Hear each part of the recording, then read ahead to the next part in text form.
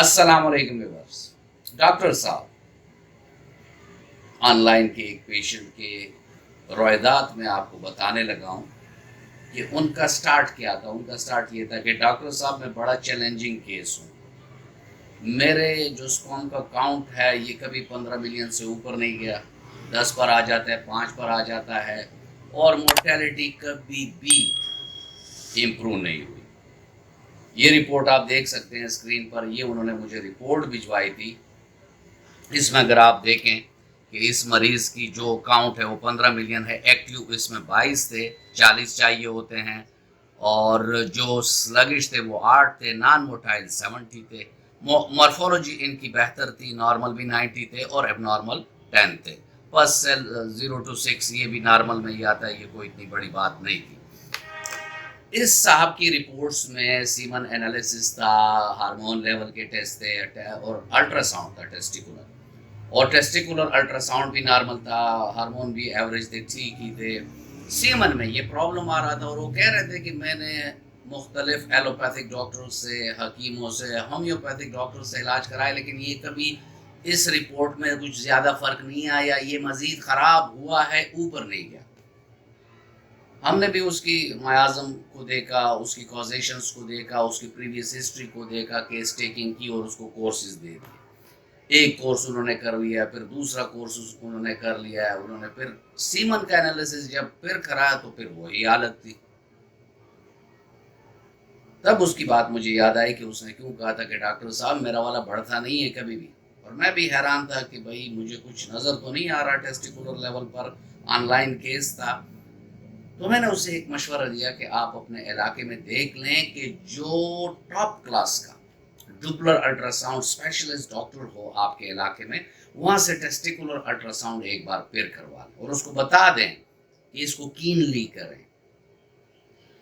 तो उसकी रिपोर्ट जब मेरे पास आई तो उसमें हाइड्रोसेल भी था और वेरिकोसेल भी था। तब मैंने उसे कहा कि भाई मेरे पहला वाला अल्ट्रासाउंड गलत था, उन्होंने कोई निग्लिजेंस की है या उन्होंने कोई ज़्यादा तवज्जो नहीं दी, तो वो गलत था ये रिपोर्ट। क्योंकि अगर वेरिकोसेल और हाइड्रोसेल है तो स्पर्म की क्वालिटी क्वांटिटी कभी भी अच्छी नहीं हो सकती। हमने फिर उसका इलाज शुरू किया, वेरिकोसेल का और हाइड्रोसेल का। जब वो मुकम्मल हुआ, साथ में हम उसको स्पर्मेटोजेनेसिस के लिए भी अद्वियात देते रहे, और आखिर में एक कोर्स हमने फिर उसको जो मेल फर्टिलिटी का हमारा अलसेफ होमियो का है वो एक बार फिर कराया।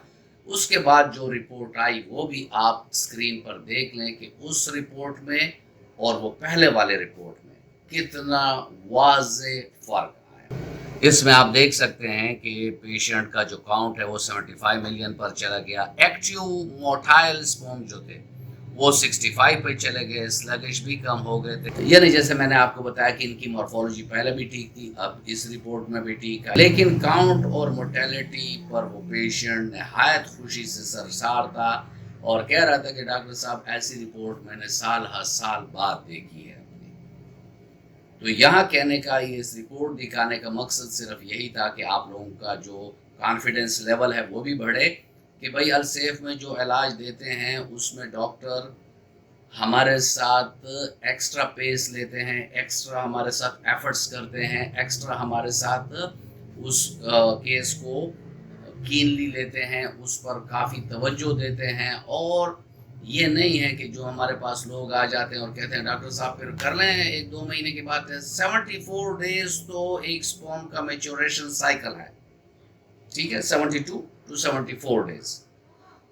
और अगर कोई अबतरी हो जैसे हाइड्रोसेल, वाराकोसेल, हेपेटाइडाइमल सिस्ट हैं या कोई और मसले मसाइल हैं, हार्मोन कम है, LH-FSH के लेवल अप एंड डाउन है, टेस्टोस्टेरोन के लेवल्स अप एंड डाउन है, या उस पेशेंट की कुछ ऐसी हिस्ट्री है जिसमें एसटीडीज यानी सेक्सुअली ट्रांसमिटेड डिजीजेज उसको आ चुकी हैं, तो इन तमाम पॉइंट्स को देखना पड़ता है। एक बार आप उसके जिस्म से वो फासिद मादे निकाल लें तो फिर कोई भी केस नाकाम नहीं होता। अल्लाह रब्बुल इज़्ज़त किसी की मेहनत को ज़ाया नहीं करता, ना पैसों को ज़ाया करता है। सोचने की बात यह है कि मेरे पास ऐसे केसेस आ जाते हैं, डॉक्टर साहब मेरे तो कुछ भी ठीक नहीं हो रहा, 10 12 15 साल से मैं इलाज कर रहा हूँ। जब हम उसे कहते हैं रिपोर्ट्स भिजवाएं तो वो एक सीमन रिपोर्ट भिजवाता है।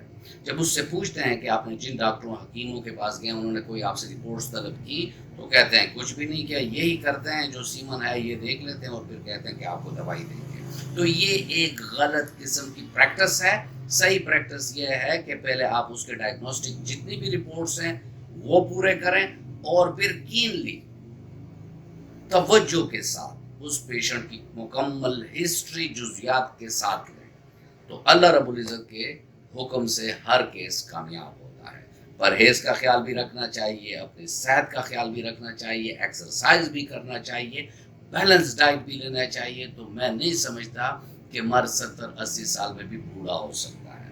ویورز، یہ تھا آج کا ٹاپک اور میں امید کرتا ہوں کہ آپ کو اچھا لگا ہوگا۔ اگر آپ کو اچھا لگا ہے تو ویڈیو کو لائک شیئر ضرور کریے گا۔ ملتے ہیں کسی ایسی اچھی ویڈیو میں، تب تک کے لیے اجازت، اللہ حافظ۔